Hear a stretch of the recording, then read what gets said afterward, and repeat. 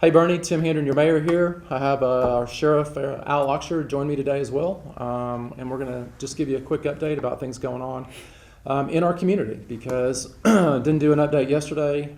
Not a lot changed, although you did see a press release yesterday that our numbers have gone up by 1. So as of today, we still have 8 known cases of COVID-19 in Kendall County. 7 of those are travel related. And one of those is close contact. Again, that's having lived with a family member who came back with travel related. I told you before that 3 are considered recovered by the DSHS, and those are the numbers that we have today. I've been asked a couple of questions related to testing. Do we know how many people in Kendall County have been tested? And the answer to that is I don't know the answer. We have asked DSHS, can they give us that information? But here's the real challenge. We have folks in Kendall County have driven to San Antonio to be tested. We have folks in San Antonio have driven to Kendall County to be tested.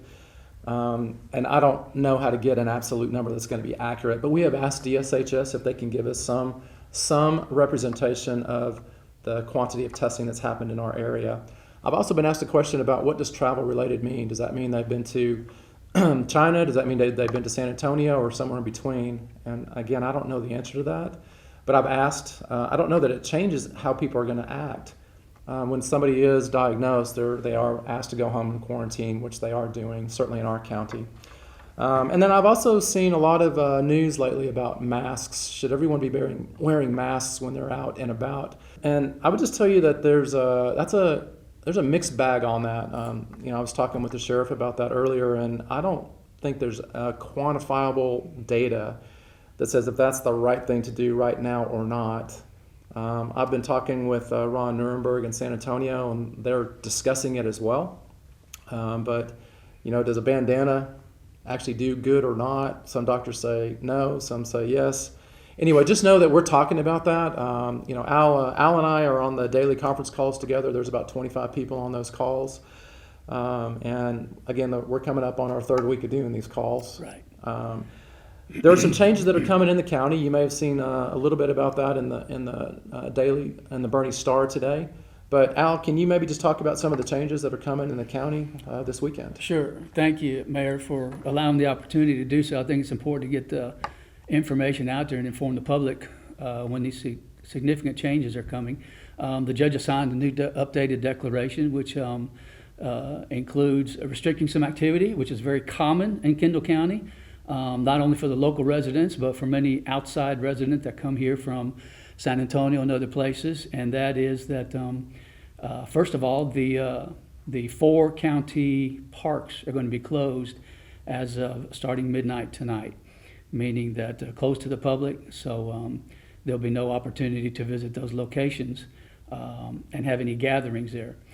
The other significant note is that the river crossings, which are very popular to a lot of folks, where we have some major highways locally, places like 474, 1376, 3351, that are very common attractions for folks to come and congregate and enjoy family time and friendship using our local resources, the Guadalupe River. As of midnight tonight, the judge has closed those crossings as well with the support of Texas Department of Transportation. So that's going to have a significant impact on some local resources that people are very used to. I think it needs to be known that that won't be available as of midnight tonight. And again, this is only temporary. This is to get us through this time of trial that everybody's experiencing, and it supports the idea of not allowing venues for folks to have a place that's open and public to be able to congregate and have more than 10 people. So those are a couple of significant changes coming.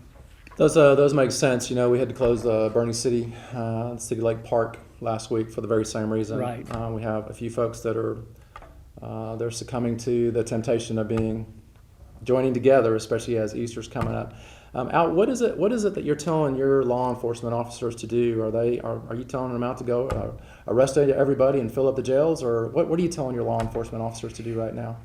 Well, this is a time of community support, and I think it's a very strong time of community policing where we are trying to engage as much as we can. Like we're going to go out on a process of trying to inform the public of these changes that are coming, to inform businesses, especially the restaurants and the bars of how they are to operate, based on the declarations of the president and the governor. There's been some misunderstanding, so we're trying to educate the community. There's this misconception that we're going to stop people and arrest you for not being essential and providing an essential service. We're not to that point. I don't see that coming, honestly, but it might, and if it does, then we'll do what we have to do at that point. But we're not in the business to fill up the jail with folks that are trying to go to the grocery store or take care of mom and dad or provide services for whomever. So that's not what we're here to do. We're here to educate the public, support the public, and provide whatever needs that we can be a support service for as well. So that's what we're about. Great. I know your guys, both the Bernie Police Department and the sheriffs, all your deputies are kind of on the front line, and I know I appreciate what you guys are having to do, and I know that what you're doing is more education oriented and helping people understand this is not a time when people need to be afraid of law enforcement, right? This is a time when we're all just trying to help each other understand how do we get through this crisis together, and you guys are out there, I think, doing a great job of just educating. Well, I appreciate that. The fear and the unknown, I think, is one of the biggest challenges we have. There's a lot of rumors and a lot of speculation. I would say that if you think you know something, validate what it is that you think you know from a very reliable source. Whatever governmental entity is putting information out there. When you hear something from a friend, don't take it as gospel that this is the way it is. Or you talk to somebody that knows somebody in the government field. Verify everything. So the fear factor and the unknown, the fear of the unknown is it's a hard thing to overcome. And so, trying to get people to understand and remain calm, be patient. It's not the first time we've had to endure something like this, even in Kendall County. Back in the 50s, similar things happened back then, right here in Kendall County, where schools were shut down and there were restrictions on congregations of people. And so, we endured it then. Of course, times were different, but we'll get through this. And I think this community is one that I always brag about because it's the people that make the community. And we got wonderful people here that are always very caring.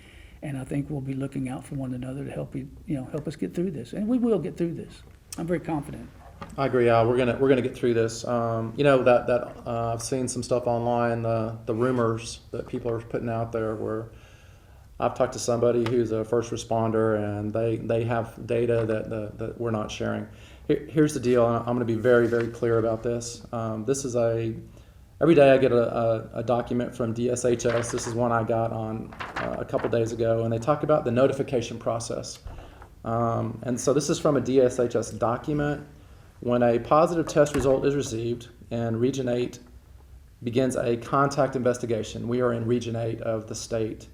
When the contact investigation is complete, Region 8 epidemiologists will notify the preparedness and response team. And the preparedness and response team staff will contact the county EOC or the county judge to share the necessary information. That's the way this whole thing flows. And then those guys will take actions to make sure that they're coordinating with law enforcement if they need to. So that's what Region 8 is doing, and I'm being very forthright with everything I know. I'm telling you guys everything that I know. Again, on the cases that are out there, I don't know who they are. I don't know where they live. I don't know any of the details about their specifics, but I'm just telling you that we have them and that we know that they are quarantining. That's what I'm sharing with you guys, everything that I have, frankly. I just want to add one more thing.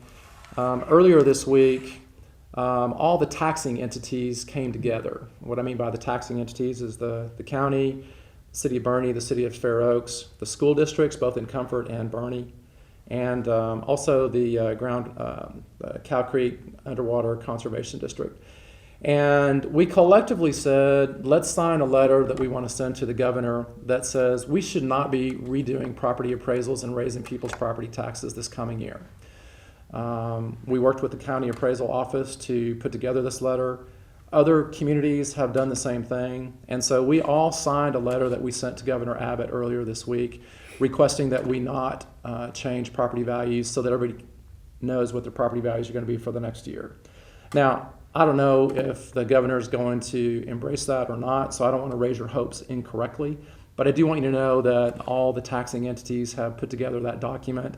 We all signed it unanimously, and we sent that to the state for consideration. We'll see what comes out of that. But that's just another little thing that we're trying to think about all the things, not just deal with the pandemic, but we're also looking at the economic impact of what's going on. All right, well, that's all for today. Again, we'll keep doing these updates as it makes sense. As we're coming into next week, Jason Brown and I had a conversation, and Jason asked to join me next week and just talk about Easter a little bit. So you'll see him on Monday or Tuesday. In the meantime, if there's something important to share with you, we'll absolutely share that. Alan, I appreciate you being here today. It's not a time to panic. It's not a time to be afraid. This is a time to, have a measured response. We're going to get through this as a community. I promise you that. And if we can continue to be smart about it, I think that's what you guys are going to be out there reminding people. Keep your social distance out there. Stay with the ones you live with. Wash your hands, and we'll get through this. Thanks a lot. Thank you.